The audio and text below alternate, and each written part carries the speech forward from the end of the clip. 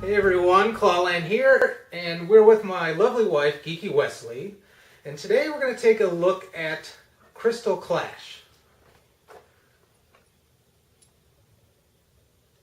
Crystal Clash is a two-player card game that was published or released in 2012 by Andreas Probst and his sister Nora, and it was published on Game Crafter. It plays in about 15 minutes, that's at least what they say, but if you're me and have to read the cards while you play, then let's just count on like 30.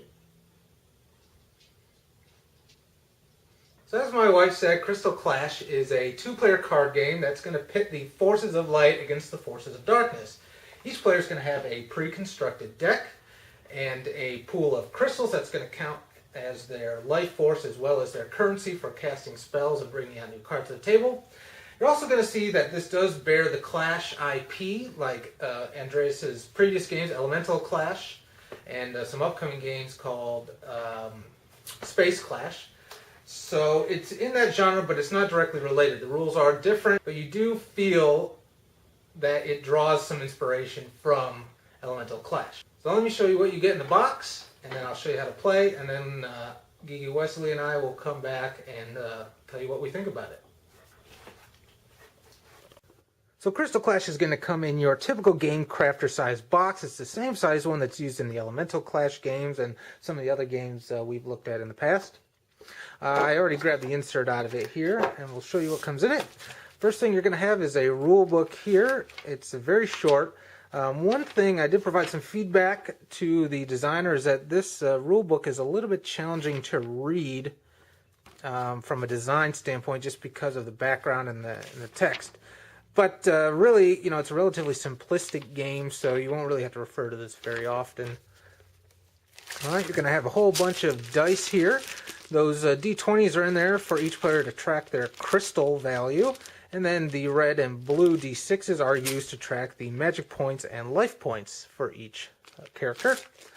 And of course, you're going to have your dark side deck here and the light side deck with the Crystal Clash logo on the back.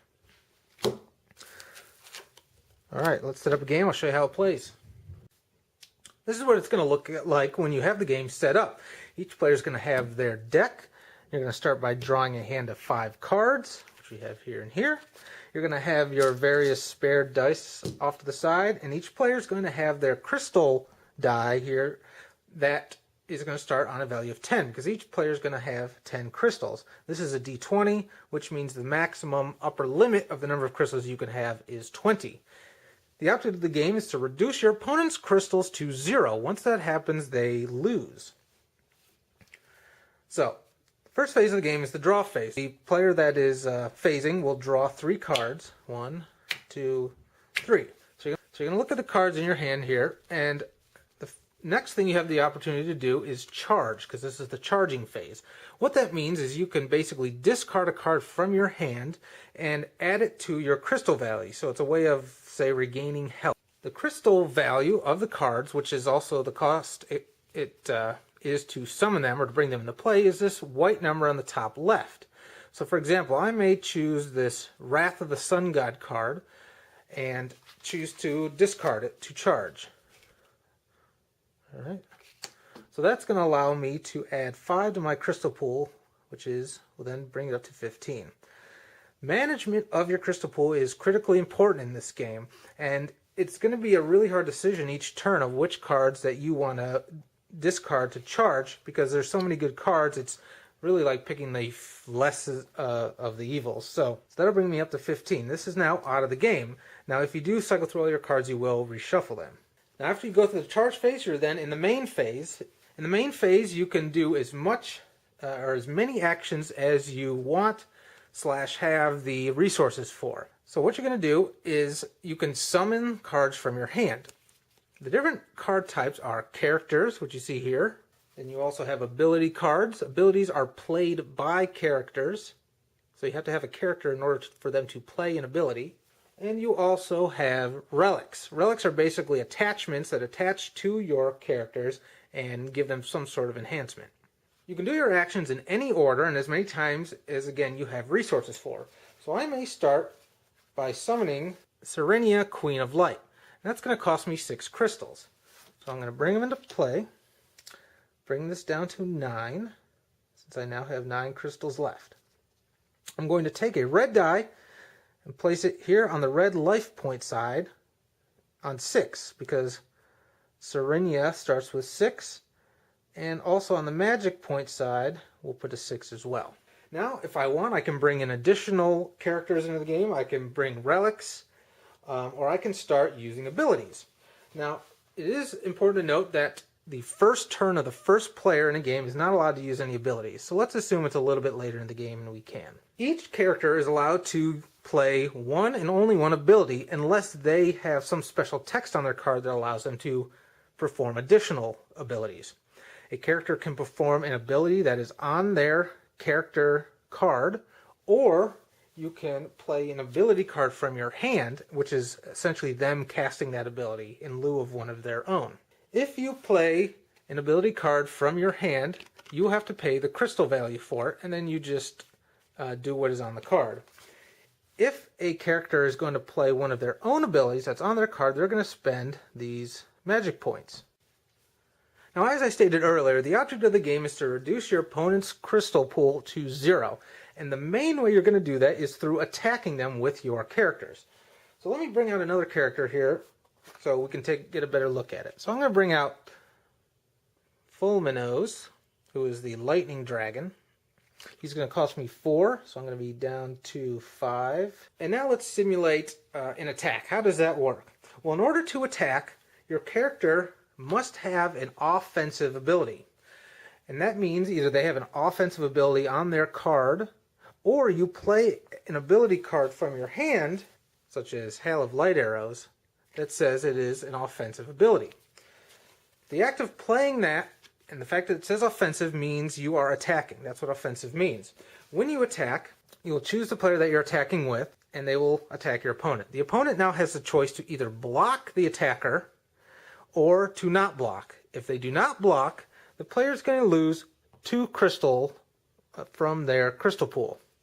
If they do choose to block, the character that they are blocking with, because they have to have a character in play to block with, is going to lose 1 life point. Now, in order to block, any character can't just block. You have to have a defensive ability in order to block, and you have to be able to pay for that offensive ability, just like you have to be able to pay for the offensive abilities. So let's take a look at Fulminos a little more in depth. You can see in the card text there, it says, when Fulminos comes into play, all opponent characters lose 1 life point. So you'll have to resolve that when he's brought into play. He also has MP regeneration of 1. That means at the beginning of each charge phase, his MP is going to increase by 1. And you can see he has 2 abilities on there. Draconian Rage, which is an offensive and defensive ability, and gives a +1 ability. And also he has Lightning Breath, which costs 3 mana, and it says a character of your point loses 2 LP. So if you wanted to attack with Fulminos, you would have to pay 1 magic point, so that would bring him down to 3. Then you would use Draconian Rage as an offensive ability, and your opponent would then choose to either block with a creature or lose the crystal points. If your opponent is attacking you, you have the ability to also use Draconian Rage as a defensive ability. So again, you would spend 1 magic point, use him to defend, which would prevent your opponent from taking away from your crystal pool, but Fulminos would lose a life point for that. So that's how offensive and defensive abilities work. Each character is allowed to use 1 ability per turn, and that is for your turn, and then your opponent is a separate turn. The Lightning Breath, on the other hand here, it said a character of your choice loses 2 life points. That is not an offensive or defensive ability. That is just exactly what it says. So you do not attack and then they lose 2 life points. It's just they lose 2 life points, period. Let's take a look at Serenia. So she has an MP regeneration of 2, and it says other characters you control have +1 life point, up to a maximum of 6, of course. And then she has the Protective Light ability, which is defensive only. And it says this turn no other opponent characters may attack. So that's really nice to use, because if your opponent has many characters and they attack, and you know they're going to attack with each one, the first one, if you block their first attacking creature with Protective Light, none of their other creatures are going to be able to attack. And she also has the Creation ability, which is given an X value for the cost, and that says put a character with a crystal value of X from your hand into play. I can also attach a relic to a character, so I could take the crystal amulet and attach it to Fulminos, and that would give the bearer a +1 ability, which means he could cast 2 abilities. And during your charge phase, either draw 1 crystal to your crystal pool, or add 1 crystal to your crystal pool rather, or draw a card from your deck. There can be as many relics as you want attached to a character, and when the character is removed from play, the relics will be removed as well. So after you complete all the actions that you're going to do on your turn ends. It goes over to the opponent. They're going to start by drawing 3 cards, optionally charging, and then doing their actions and abilities against you. And it's just going to go back and forth, until that crystal pool is reduced to 0. Now, as you can see, we start with 10. I only played a couple cards, and I was already down to 5 or 6 crystal points. So you need to be really careful when you're playing this game that you manage this very, very closely.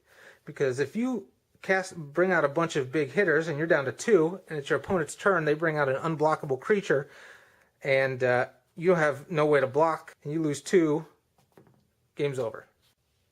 Before we wrap it up, I just want to show you some more cards in order to give you a better look at the artwork and a better idea of what kinds of spells and abilities are in this game. So here we have Repulse. It's an ability card, and it is an offensive ability. So again, this ability can be played by any character, and it will automatically allow them to attack because it says offensive. And it says, if this attack is blocked, you may send the blocker back to its owner's hand. Now it also says defensive, so you can use this as a defensive ability as well. And again, you may send the attacker back to its owner's hand after it dealt damage. Ra, the Sun God. Wesley really put a hurting on me with this card. And this has an MP regeneration of 1, and it has Power of Creation, which costs 1 MP, and it says draw 1 card from your deck and +1 ability. And then it also has Sun Nova, which can be used offensively or defensively, and it says all other characters in play lose 2 life points. Alright, now let's look at some of the dark side cards. We have Dark Ghost, the Shadow Dragon. It's a character with an MP regeneration of 1. It is unblockable. It has Draconian Rage, which is an offensive and defensive, and it also has Deadly Breath, which is an offensive ability, and says destroy an opponent character. But Deadly Breath can also be used as a defensive ability, which is destroy an opponent character. We have Dark Fury. It's an offensive. It has a special ability of Shatterer 2. Shatterer means if the character that is using this card to attack is not blocked, it will do 2 additional or remove 2 additional crystals from the crystal pool. So normally it's 2 plus the Shatterer 2 would be a total of 4 crystals removed from the opponent's crystal pool. If the attack is blocked, the blocker loses 1 additional LP and all MP. We have your typical potion here, a magic potion in this case, and put this in your graveyard. A character of your choice regenerates all MP. We have Card Destruction. An opponent discards 2 cards from their hand. This is one of my favorite cards, Grexis. Grexis is the Metal Dragon. He's a character, and it says if Grexis is blocked or blocks, the blocker/attacker loses 1 life point. He has an MP regeneration of 1, and he has that typical Draconian Rage that the dragons have. And he also has Tail Swipe, which is offensive. It has Berserker 1, and all opponent characters lose 1 life point. Berserker basically means characters defending against this character are going to lose additional life points based on the Berserker value. And there's a couple other abilities up there. LP regeneration, MP regeneration, Shatterer, unblockable, double blocker, double attacker. So there's a lot of different abilities that the cards have that keeps the game really interesting. So that's how you play Crystal Clash. So what did we think about the game? Well, I liked the game because it reminded me of Pokemon when I was a kid.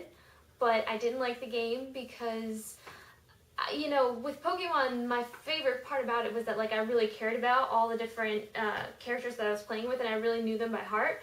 Whereas this, I felt like, the characters were more generic, and it's not really something you would, care about and put yourself into and really, take the time to go through and read all the cards and memorize them and that sort of thing. I had a few things that bugged me about the game as far as just the actual pieces. Like when I was playing and I had my little LP and MP dice on the cards, it was very hard to read what the card said, which of course if you had played this a million times and memorized it wouldn't be a problem. But for me, he said, hey, let's play a new game, and I said, okay. I didn't know any of that stuff, so I was trying to read the cards the whole time, and that kind of got in my way of my view. But it was really fun. It was fast-paced. We got through it, like I said, for me, because I had to read everything as we went, it was like a 30-minute game, but it was definitely something to where, every few minutes you thought you were dead, and then it just came back and kept going, and so that was cool. And the artwork, of course, is gorgeous, and so that definitely adds to the game. What do you think? Yeah, so I'm not quite as critical as Lauren here is. I enjoyed the game. It's definitely not Elemental Clash. I feel like it's a lighter game, but it's definitely a lot easier to get into because you have pre-constructed decks instead of having to create your own deck. So that makes it easy to get new people to jump into it. Also, the fact that it doesn't come with very many components. It's easy to take on the road with you or to travel or bring to a game night. It's a great filler game as well because the rule set is so short. It's really easy to teach and get going. The two different decks play differently, which is nice, and that kind of extends the replayability of it. But I do agree with Lauren. The dice on the cards and the D20 for the crystal tracker is a little bit fiddly.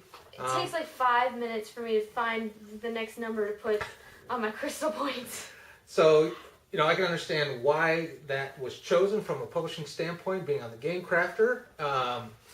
But it might be nice if you create your own, or somebody that creates and uploads to the Geek, a counter sheet where you can just move some sort of glass bead or something down to keep track of your crystals instead. That'd be a lot easier. But overall, I like the fact that the game is fast and furious. It's only going to take you 15 or 20 minutes at most once you get the cards down. And again, like Elemental Clash, it's the type of game that you're going to want to play over and over again rather than just one time, because it's more of a best 3 out of 5 or 2 out of 3 type game because of the speed at which it goes.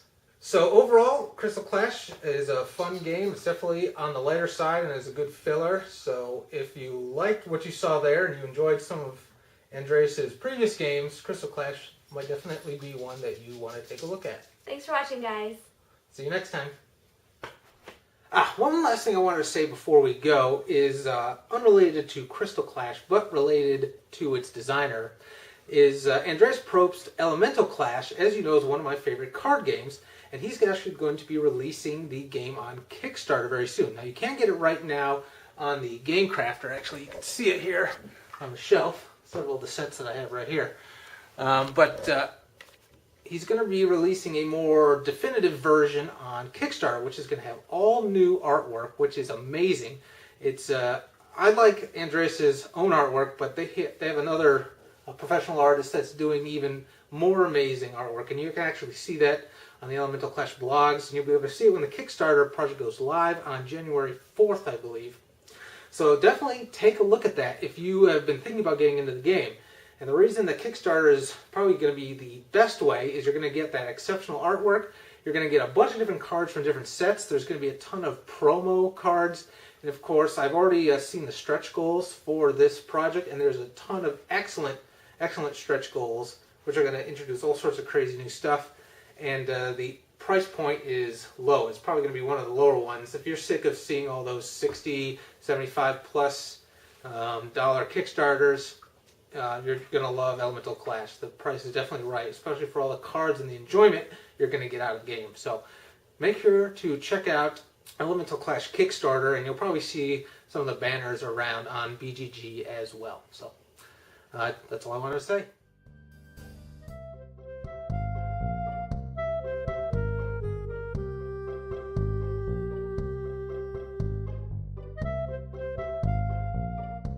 So, What? no, that's perfect. I'll cut all this out. Yeah. I thought that was all I was supposed to say. No, you're fine. I was cracking up the whole time. So, Crystal Clash is like, what do I call you? Like Geeky Wesley said? Yeah.